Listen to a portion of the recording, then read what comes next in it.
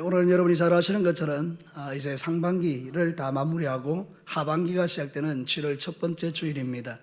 목회자인 저는 늘 고민이 있습니다. 그 고민의 핵심은 이런 것입니다. 우리 성도들이 어떻게 하면 좀 더 믿음의 장성한 분량에 이를 수 있을까?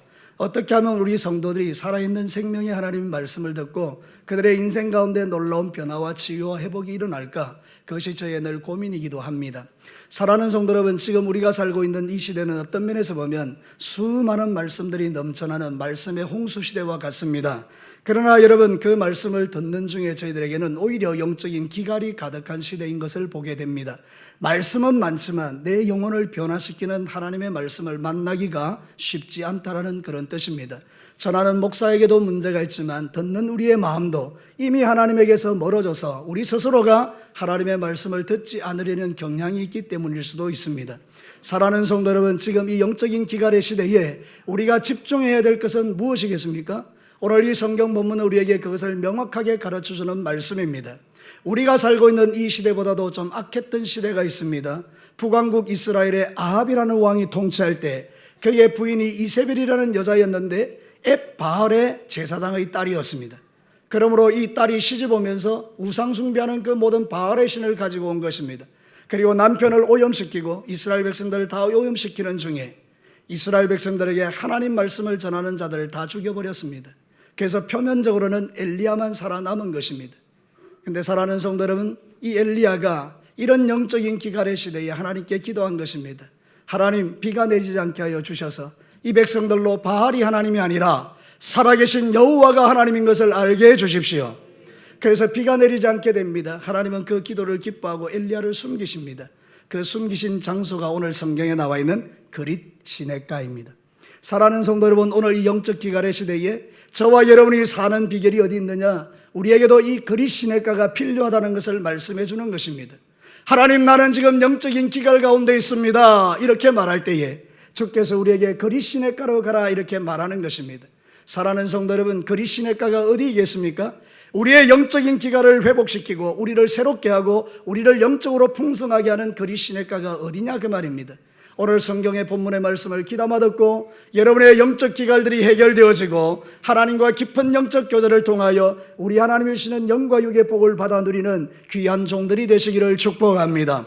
우리가 살고 있는 이 시대가 영적인 어둠의 시대인 것 같지만 그러나 지금도 어떤 교회들은 하나님의 풍성한 은혜를 받아 누리며 성령의 놀라운 능력 안에 거하며 하나님이 원하시는 역사를 경험하는 교회들도 많이 있습니다. 저의 소원은 저와 여러분들이 이 마지막 시대에 성령 하나님 안에서 주님이 약속하신 모든 종류의 영적인 복을 누리기를 소원합니다.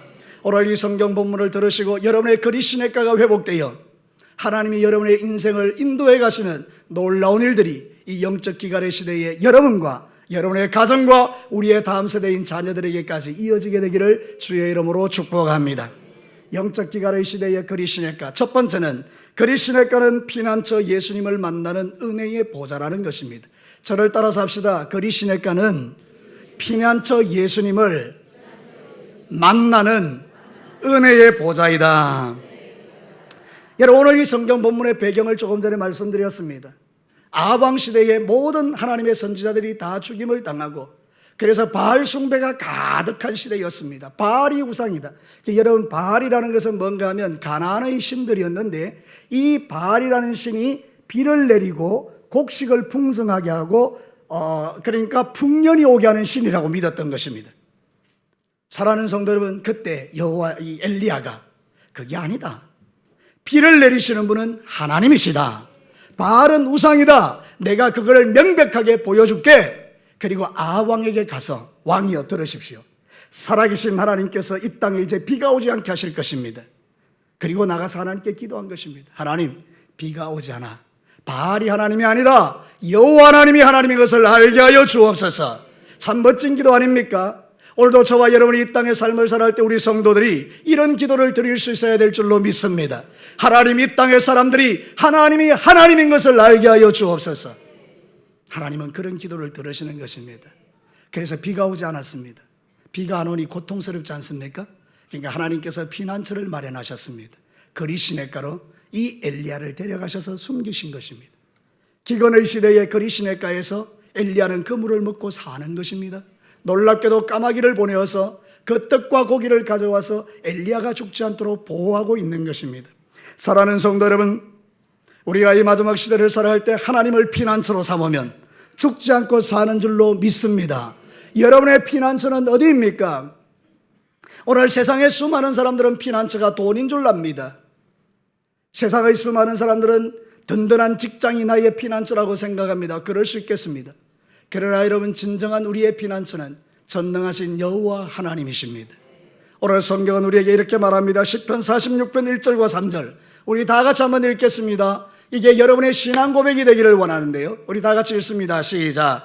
하나님은 우리의 피난처시요 힘이시니 환난 중에 만날 큰 도움이시라. 그러므로 땅이 변하든지 산이 흔들려 바다 가운데 빠지든지 바닷물이 솟아나고 뛰놀든지 그것이 넘침으로 산이 흔들릴지라도 우리는 두려워하지 아니하리로다. 얼마 전에 미국 LA에서 지진이 일어났습니다. 여러분, 지진이 일어나면 무서운 것입니다. 그게 막 흔들리는 것입니다. 그러나 세상은 흔들려도 흔들리지 않는 사람이 있는데 그가 누구냐? 여호와 하나님을 피난처로 삼는 사람이라는 거죠. 그게 바로 저희고 여러분인 줄로 믿습니다.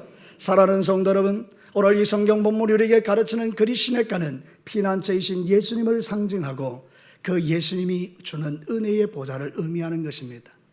사랑하는 성도 여러분, 예수님은 우리의 피난처십니다. 예수님에게 가는 모든 사람은 죄 사함 받고 지나간 과거에 살았던 그 모든 인생 가운데 주님은 죄를 묻지 않으십니다. 너 옛날에 이런 죄 지었지, 이런 죄 지었지, 이런 죄 지었지, 내가 그걸 다 기억하고 있어. 주님 그렇게 말씀하지 않습니다. 누구든지 예수님에게 나오기만 하면, 그분을 피난처로 삼으면 우리의 과거, 현재, 미래의 모든 죄를 용서하시고 너는 내 아들이라고 말씀해 주시는 것입니다. 그게 복음이라는 것입니다. 사랑하는 성도 여러분, 이 복음이 우리의 능력인 것입니다. 예수님을 피난처로 삼으시기를 축복합니다.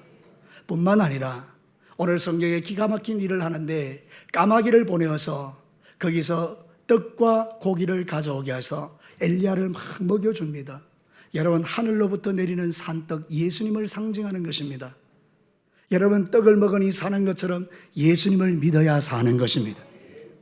사랑하는 성도 여러분, 우리가 사는 길은요, 육신의 떡을 먹는다고 사는 게 아닙니다. 전에 제가 말씀드렸죠. 우리는 사는 게 아니고 죽어가는 것입니다. 여러분이 먹는 걸 많이 먹으면 먹을수록 세월이 지나가면 점점 우리는 죽어가는 것입니다. 그러나 사는 길이 있습니다. 주 예수 그리스도를 믿으면 삽니다. 영원히 사는 것입니다. 오늘 이 성경 본문은 우리에게 그렇게 가르쳐 줍니다. 바알이 우리의 죄를 용서하는 신이 아니라 전능하신 하나님이 우리의 피난처가 되시고 우리의 모든 공급자가 되시고 우리의 모든 죄를 용서하시는 유일하신 하나님이라는 것입니다. 여러분, 예수 그리스도가 우리의 피난처요, 우리의 생명의 떡이요, 우리의 구원자임을 믿습니다. 제가 아주 은혜 받으면서 읽었던 책이 최근에 있었습니다. 그게 뭔가 하면 유기성이라는 목사님, 아시는 분들 많이 알 텐데요, 선한 목자교회 유기성 목사님이 지은 예수님의 사람이라는 책이에요. 그 책에 보면 이런 이야기가 나옵니다. 이분이 부흥회를 갔는데 한 교회에서 권사님 한 분을 만나는데 그 권사님의 얼굴이 너무 어두운 것입니다. 예배를 드려도, 찬송을 드려도, 부흥회를 해도 얼굴이 너무 어두운 것입니다. 나중에 따로 만났다고 그래요. 굉장히 권사님이 자기의 삶을 고백한 것입니다. 이분이 일제시대 때 남편은 만주로 독립운동하러 가고, 그래서 먹을 것이 없는 가운데에 이렇게 쌍둥이를 가지게 된 것입니다. 그래서 도무지 두 명을 살릴 수가 없어서 한 명에게는 젖을 주고 한 명에게는 주지 않아서 한 명이 죽은 것입니다. 죽인 것이죠. 여러분, 이 권사님이 예수를 믿는 사람인데 얼마나 죄책감이 심하겠습니까? 그 아이를 죽였다는 그 죄책감이 평생 눌리고 있는 것입니다. 그래서 목사님이 그에게 복음을 설명해 주었습니다. 예수님은 그런 죄라 할지라도 우리를 용서하시기 위하여 십자가에 죽으셨습니다. 예수님을 믿는 자는 그 과거의 모든 끔찍한 죄까지도 다 용서받습니다. 예수님이 십자가에 죽으실 때 다 이루었다라고 죽으신 것은 나의 지은 모든 죄를 용서하는 능력의 피가 되기 때문입니다. 이 복음을 듣는 순간에 권사님이 눈물을 펑펑펑펑 흘리기 시작합니다. 그리고 자기의 있는 죄를 다 고백합니다. 대성통곡을 합니다. 그러고 나서 자기 안에 한 가지 선명한 확신이 들어왔습니다. 내 죄는 용서받았다. 할렐루야. 그리고 나서는 이 권사님의 얼굴이 환하게 해같이 빛나기 시작하는 것입니다. 그리고 나서 그 다음날 부흥회 왔는데 이분이 제일 앞에서 안내하는데 목사님도 놀래고 성도들도 놀라는 것입니다. 그 전에까지는 이 사람이 교회 들어올 때 얼굴이 새까맣고 늘 뭔가 눌려있던 사람인데 완전히 달라져 버린 것입니다. 사랑하는 성도 여러분, 여러분에게도 이런 회복과 치유가 일어나기를 축원합니다. 우리는 죄인들인 것입니다. 그러나 이 죄를 우리 예수님이 용서해 주신 것입니다. 그리 시냇가가 바로 그런 곳이라 그 말입니다. 거기가 은혜의 보좌라는 것입니다. 예수님이 은혜의 보좌라는 말은 거기에서 은혜가 철철 흘러넘친다는 것입니다. 은혜라는 말의 뜻은 카리스, 받을 자격이 없는 자에게 주시는 하나님의 사랑. 여러분이 일평생 죄짓고 살았는데 무슨 사랑을 받을 자격이 있습니까? 그런데 은혜로 우리를 사랑해 주시는 것입니다. 그래서 누구든지 예수 그리스도를 만나면, 그분이 내 인생의 주인이 되면 그분의 보혈의 능력으로 저와 여러분의 모든 죄가 용서받는 줄로 믿습니다. 복음의 능력이 있는 것이 그리 시냇가인 것입니다. 여러분, 사단이 정죄할 때마다 그리 시냇가로 가십시오. 성경은 우리에게 이런 능력 있는 말씀을 주고 있습니다. 히브리서 4장 16절, 우리 큰 목소리로 한번 읽겠습니다. 시작. 그러므로 우리는 긍휼하심을 받고 때를 따라 돕는 은혜를 얻기 위하여 은혜의 보좌 앞에 담대히 나아갈 것이니라. 할렐루야. 여기 때를 따라 돕는 은혜라는 것은 뭔가, 우리는 늘 죄짓기 때문입니다. 우리는 늘 죄짓는 인간들이라 주님의 도움이 필요한 것입니다. 목사인 저도 죄를 짓는 것입니다. 여러분, 눈을 동그랗게 뜨고 저를 한번 쳐다보면서 일심으로 대답해 주시기 바랍니다. 제가 죄를 짓겠습니까? 안 짓겠습니까? 오늘 새벽기도 오신 분들은 안 짓는다라고 말할 거고, 은혜가 충만해서. 사랑하는 성도 여러분, 저도 죄인 중에 괴수인 것입니다. 그러나 내가 때를 따라 돕는 은혜를 얻기 위하여 은혜의 보좌이신 예수님 그리 시냇가로 가기 때문에 내가 회복되는 것입니다. 그래서 여러분에게 지금 설교하고 있는 것입니다. 제가 잘나서 완벽해서 모든 말씀을 지켜서 설교하는 것 아닙니다. 내가 죄인 중에 괴수라는 사실을 우리 아내는 정확하게 알고 있습니다. 그러나 여러분, 제가 설교할 수 있는 힘은 제 의에서 나오는 것이 아닙니다. 예수 그리스도의 의로부터 나오는 것입니다. 사랑하는 성도 여러분, 내가 용서받은 그 예수님의 피가 여러분에게도 동일하게 똑같은 능력의 피가 되는 줄로 믿습니다. 회복되시고 치유되시기를 바랍니다. 과거에 지었던 엄청난 죄, 남들에게 말할 수 없는 그 끔찍한 죄까지도 사람은 기억할지 모르지만 원수는 자주 우리의 마음을 들추어내어 우리의 죄를 떠올리게 할지는 모르지만 하나님은 분명히 우리에게 말합니다. 나는 그 죄를 모른다. 왜냐하면 나는 그 죄를 잊었기 때문이다. 사랑하는 성도 여러분, 이게 여러분에게 능력이 되기를 축복합니다. 우리가 예수 믿으면 이런 놀라운 은혜를 누리게 되는 것입니다. 오늘 우리는 그리 시냇가에서 주님이 공급하시는 떡을 먹으며 그분이 주시는 힘으로 살아가는 인생들인 것입니다. 힘들고 어려워도 여러분, 은혜의 보좌로 가십시오. 은혜의 보좌 앞에 가서 여러분의 죄를 솔직하게 고백하십시오. 세상에서 제일 교만한 자들은 자기의 죄를 고백하지 않는 자들입니다. 제일 겸손한 자들은 죄를 고백하는 자입니다. 어느 날 예수님 앞에 두 사람이 기도하고 있었습니다. 바리새인이 기도했습니다. 나는 죄가 없습니다. 나는 완벽합니다. 모든 사람이 듣도록 기도했습니다. 세리가 나왔습니다. 잘 아시죠? 죄인입니다. 감히 얼굴을 들고 하늘을 쳐다볼 수 없어서 땅을 보며 눈물을 뚝뚝 흘리며, 하나님, 나는 죄인입니다. 주께서 말씀하셨습니다. 예수님이 세리를 향하여 네 죄가 용서받았다. 하나님이 네 기도를 들으신다. 사랑하는 성도들, 오늘 이 마지막 영적 기갈의 시대에 여러분은 피난처이신 예수님에게 가서 은혜의 보좌 앞에서 기도하고 주님의 능력 힘입어 또 한 주간 힘있는 신앙의 삶을 살아내시기를 주의 이름으로 축복합니다. 원수의 정죄가 끊어지기를 축원합니다. 여러분의 모든 죄는 예수 안에서 용서받았습니다. 그러므로 여러분은 새로운 인생을 살아갈 능력을 하늘로부터 공급받은 것입니다. 오늘부터 이전에 행하던 악을 끊어버리고 주님께로 달려가는 것입니다. 사랑하는 성도 여러분, 이중표라는 목사님 계십니다. 우리나라에서 정말 유명한 목사님인데 지금은 천국 가셨습니다. 그 목사님의 교회에 한 분이 계셨는데 알코올 중독자였습니다. 술을 너무 좋아하는 것입니다. 술이 안 끊어지는 것입니다. 교회 와서 늘 기도해도 안 끊어지는 것입니다. 어느 날 너무 괴로워서 주님 앞에 기도할 때 자기 마음에 이런 음성이 들려졌습니다. 사랑하는 아들아, 술 좀 안 먹으면 안 되겠나? 내가 취하겠다. 예수님 그렇게 말씀하셨다는 것입니다. 여러분, 우리는 이걸 농담처럼 여기지만 그분은 그게 충격으로 와닿은 것입니다. 아하, 내가 술을 마시니 내 안에 계시는 예수님이 취하시는구나. 성령 하나님이 감동을 주시는 순간에 끊어져 버렸습니다. 여러분에게도 이런 은혜가 나타나기를 축원합니다. 두 번째로, 거리 시내가는 하나님의 말씀이 실제가 되는 축복의 장소입니다. 천천히 한번 따라해 봅시다. 거리 시내가는 하나님의 말씀이 실제가 되는 축복의 장소이다. 여러분, 오늘 2절을 한번 보실래요? 참 기가 막히죠? 다 같이 읽겠습니다. 시작. 여호와의 말씀이 엘리야에게 임하여 이르시되, 그리고는 그 말씀의 내용이 3절과 4절인 것입니다. 같이 한번 읽겠습니다. 시작. 너는 여기서 떠나 동쪽으로 가서 요단 앞 거리 시냇가에 숨고 그 시냇물을 마시라. 내가 까마귀들에게 명령하여 거기서 너를 먹이리라 하리라. 엘리야에게 말씀이 들려졌습니다. 거리 시냇가로 가라. 그러면 까마귀를 통해서 너를 먹여줄게. 여러분, 이 이상한 이야기 아닙니까? 우리로 말하면 기도하는데 갑자기 하나님이 이렇게 말씀하신 거예요.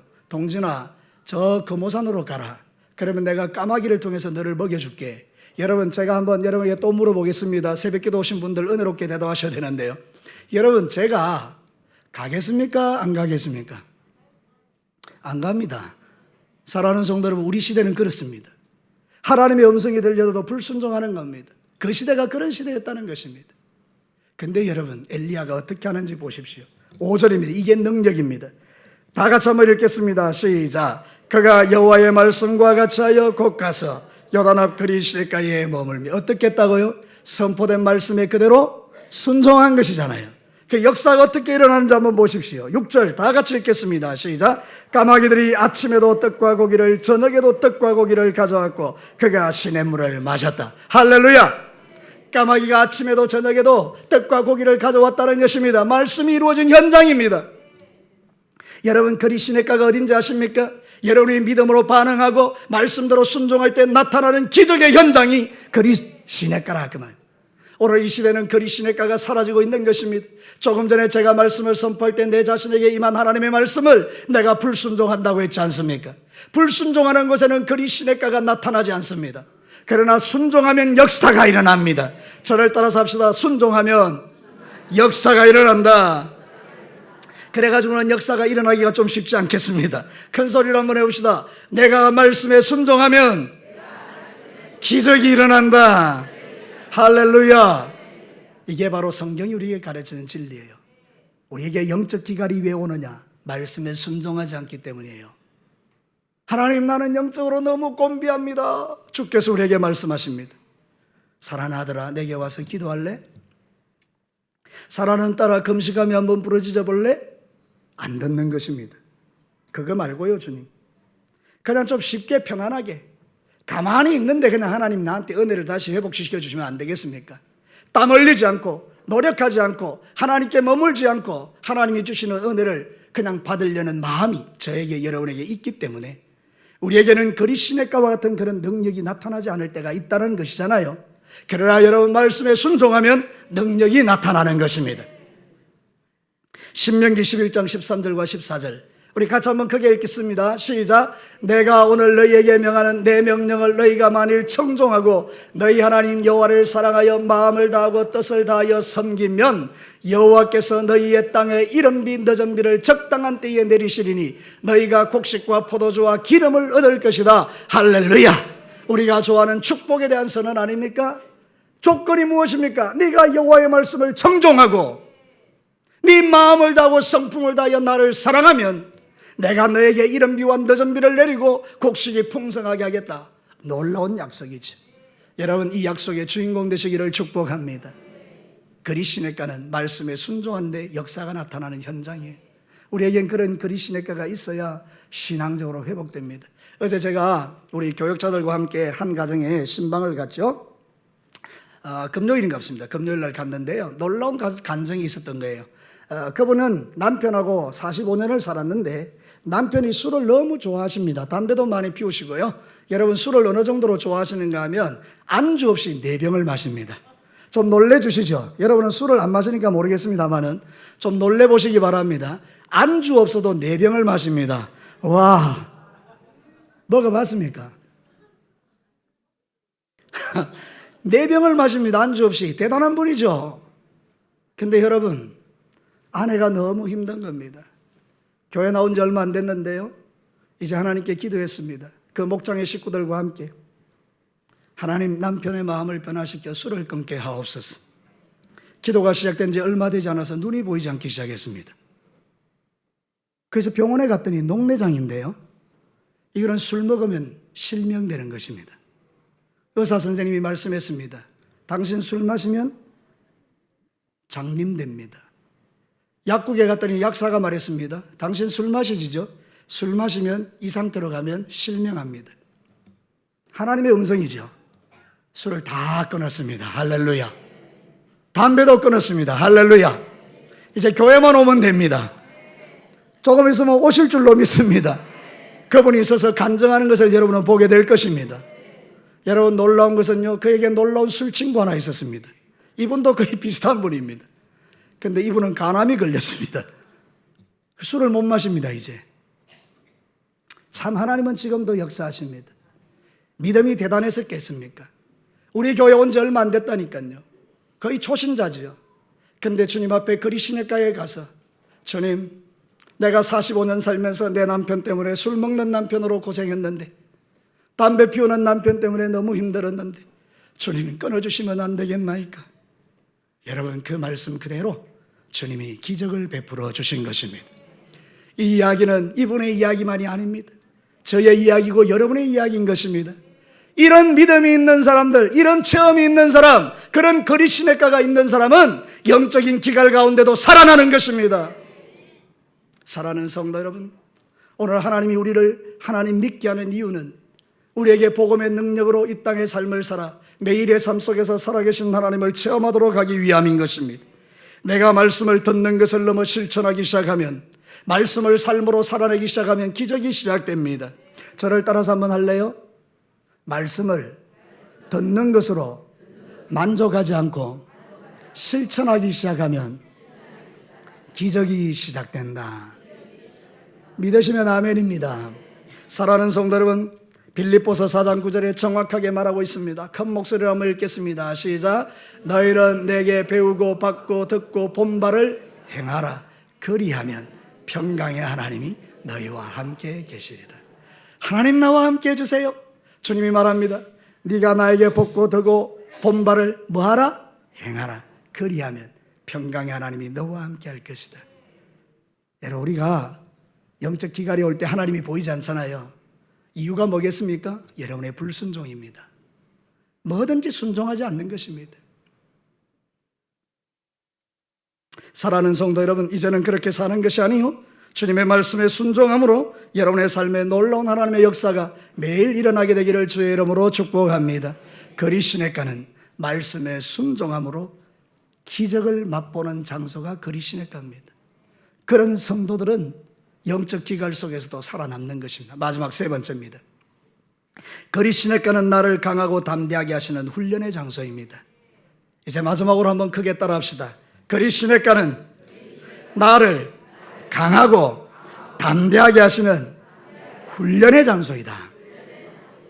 사랑하는 성도 여러분, 우리 하나님께서 엘리야를 거리 시냇가로 보낸 이유는 네 생명을 구원받아라, 내가 그동안 너 먹고 살게 해줄게, 그 목적이 아닙니다.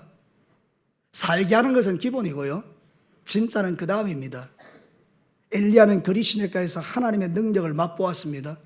맨날 까마귀가 와서 떡과 고기를 주는 것을 아침 저녁으로 경험했습니다. 하나님과 영적 교제가 풍성해지면서 아내로 단단해진 것입니다. 심령이 강해진 것입니다. 고난을 통해서 그 영이 막 풍성해진 것입니다. 그랬더니 하나님께서 이번에는 사르밧 과부에게 가라고 했습니다. 사르밧 과부에게 가서 그 사람이 기갈 중에 밀가루 한 조각하고 그 다음에 기름 한 개 가지고 떡 하나 먹고 딸 아들하고 죽으려고 하는데 엘리야가 가서 말합니다. 그 떡 내한테 도. 그래서 여러분, 그 과부가 먹고 죽으려는 떡을 빼앗아 먹었습니다. 엘리야가. 그리고 나서 이렇게 말한 것입니다. 네가 나한테 만약 이 떡을 주면 너는 이 기근이 끝날 때까지 밀가루통에 밀가루가 마르지 않고, 아멘, 기름이 마르지 않을 것이다. 진짜 그렇게 된 겁니다. 엘리야의 마음에요, 믿음이 막 꽉 자라는 게 보이지 않습니까? 하나님에 대한 믿음이 막 일어나지 않습니까? 우리 하나님은 정말 놀라운 하나님이다. 하나님은 능력의 하나님이다. 하나님은 전능하신 하나님이다. 하나님은 이 땅의 모든 악한 영들을 박살내시고 하나님 나라를 이루시는 분이고 암덩이조차는 물로 만들 수 있는 분이다. 오늘 여러분에게 그런 일이 일어나기를 축원합니다.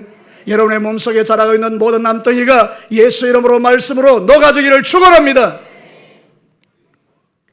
지금 이 시대에도 그런 일들은 일어나죠. 믿음이 생긴 겁니다. 그러니 여러분, 아합에게 가서 말하는 것입니다. 바알의 선지자 450명, 아세라의 선지자 400명 다 불러오세요. 갈멜산으로 올라갑시다. 제가 갈멜산 가봤거든요. 거기 동상에 보면 엘리야가 칼을 들고 탁 이래 있는 거예요. 엄청나게 은혜되는 장소입니다. 그 갈멜산에 가가지고요, 850명하고 850대 1의 전쟁을 벌린 겁니다.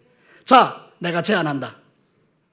지금부터 우리가 예배 드리는데 너희들은 너희들의 예배를 드리고 나는 내 예배를 드릴게. 하늘에서 불이 떨어지는 사람이 진짜 하나님이다. 아멘? 딱 그랬더니 그 사람들이 자존심 상하게 딱 그렇게 하는 거예요. 그럼 해보자. 온 이스라엘 백성들이 구름대같이 몰려들었습니다. 구경거리가 생겼으니. 그래서요, 그 갈멜산에 사람들이 빠글빠글한 겁니다. 드디어 이제 전쟁이 시작됐죠. 850명이 난리 불rus을 칩니다. 지 하고 싶은 대로 춤추고 노래하고 막 칼로 째고 막 이런 거 합니다. 하나님 응답도 하지 않습니다. 하나님은 우상의 제물에, 우상의 기도에 응답하지 않습니다. 그들의 잔치가 끝났습니다. 허무하게 모든 게 끝나버렸죠. 하나님 없는 인생은 허무한 인생입니다. 그들의 잔치가 끝나는 날이 옵니다. 죽고 나면 영원한 지옥불에 들어가는 것입니다. 드디어 엘리야의 차례가 됐죠. 단을 회복하고 돌 12개를 주어 이스라엘 백성들을 상징하고, 그리고 하나님께 간절히 기도하죠. 물을 붓고 난 다음에. 하나님, 내 기도 제목 한 가지입니다. 이 사람들로 하여금 하나님 한 분만이 하나님인 것을 알게 해 주십시오. 아마 저는 이 엘리야가 가슴을 치며 눈물로 기도한 줄 알아요. 너무나 이 백성들이 불쌍하니, 하나님 알지 못하는 그 백성들 불쌍해서, 주님 원하건대 이 백성들이 하나님이 하나님인 걸 알게 해 주십시오. 기도가 끝나는 순간 하늘에서 불이 떨어진 것입니다. 할렐루야. 이 담대함이 어디서 온 것입니까? 거리 시냇가에서 날마다 체험하는 하나님의 그 놀라우신 역사를 체험하는 이 엘리야의 마음에 그런 역사가 일어난 것입니다. 여러분에게 이런 역사가 일어나기를 축원합니다. 하나님이 여러분을 거리 시냇가로 몰아넣어서 거기에서 하나님이 여러분을 연단하는 이유는 여러분을 강하고 담대하게 만들어 세상 가운데 하나님의 하나님 되심을 나타내라고 한 것입니다. 우리 학생들에게 말씀이 부어지는 이유, 우리 젊은 청년들에게 말씀이 부어지는 이유, 이 시대의 모든 젊은 청년과 학생들이 하나님 없다라고 소리 지르는 이 시대에 우리의 자녀들은 하나님을 경험하고 체험하고 거리 시냇가에서 강하고 담대한 자들이 되어 하나님 살아계십니다. 사랑하는 성도 여러분, 요한복음 16장 33절을 우리 다 같이 읽겠습니다. 시작. 이것을 너희에게 이르는 것은 너희로 내 안에서 평안을 누리게 하려 함이라. 세상에서는 너희가 환난을 당하나 담대하라. 내가 세상을 이기었노라 하시니라. 예수님 말합니다. 환난 당할 거다. 그러나 담대해. 내가 이겼잖아. 예수님이 이기셨습니다. 여러분도 이기십니다. 사랑하는 성도들, 오늘 이 성경 본문을 통해서 우리는 분명히 깨달아야 합니다. 거리 시냇가가 있는 성도는 어떤 고난이 와도 이겨냅니다. 아무리 힘들어도 이겨냅니다. 저는 제 인생 가운데서 살아계신 하나님을 가장 절절하게 체험했던 적은 내가 가장 힘들고 어려운 거리 시냇가에 있었을 때입니다. 정말 하나님이 그때는 역사하셨습니다. 지금도 마찬가지입니다. 내가 가장 힘들고 어려운 삶의 순간에는 주께서 나를 당신의 품에 안으시고, 동진아, 나 살아있잖아. 걱정하지 마. 두려워하지 마. 주님 나에게 말씀해 주십니다. 이 하나님은 나의 하나님이지만 여러분의 하나님이기도 합니다. 여러분들도 세상 살다 보면 어려운 일이 있잖아요. 근데 여러분, 거리 시냇가에 있는 성도들은 주께서 말씀하십니다. 두려워하지 마. 내가 너와 함께 하잖아. 너 이길 거야. 이렇게 말하는 거예요. 말씀을 마치면서 서로 한번 인사해 보십시오. 두려워하지 마십시오. 하나님이, 아니 내가 하고 나면 어찌 그래 성질이 급하십니까? 제가 가르쳐 주고 나면, 자 다시 하겠습니다. 두려워하지 마. 내가 세상을 이겼잖아. 시작. 할렐루야. 용기가 되십니까? 우리는 그런 존재입니다. 성경 우리에게 로마서 8장 35절과 37절에 이렇게 말합니다. 누가 우리를 그리스도의 사랑에서 끊으리요? 환난이나 곤고나 박해나 기근이나 적신이나 위험이나 칼이랴. 기록된 바 우리가 종일 주를 위하여 죽임을 당하게 되며 도살할 양과 같이 여김을 받았나이다 함과 같으니라. 여러분 그 다음 읽어보십시오. 시작. 그러나 이 모든 일에 우리를 사랑하시는 이로 말미암아 우리가 넉넉히 이기느니라. 할렐루야. 그러나 힘들고 어렵고 눈물 나는 세상을 살아가는 우리에게, 그러나 하나님이 사랑하는 자는 넉넉히 이깁니다. 말씀을 마치겠습니다. 지금은 영적 기갈의 시대이고 그리시네가가 필요한 시대입니다. 그리시네가가 어디입니까? 피난처 예수님을 만나는 은혜의 보좌입니다. 그 보좌 앞에 여러분 가시기를 바라고요. 하나님의 말씀을 실제로 순종하여 역사가 나타나는 장소가 그리시네가입니다. 그래서 거기서 하나님의 역사를 보면 우리는 강하고 담대해집니다. 그리고 세상을 향하여 하나님은 살아계십니다 외치는 능력 있는 그리스도인이 되는 것입니다. 여러분 기죽지 마시고 또 한 주간 살아가면서 여러분의 삶의 현장이 그리시네가가 되기를 주의 이름으로 축원합니다. 우리 다 같이 기도하겠습니다.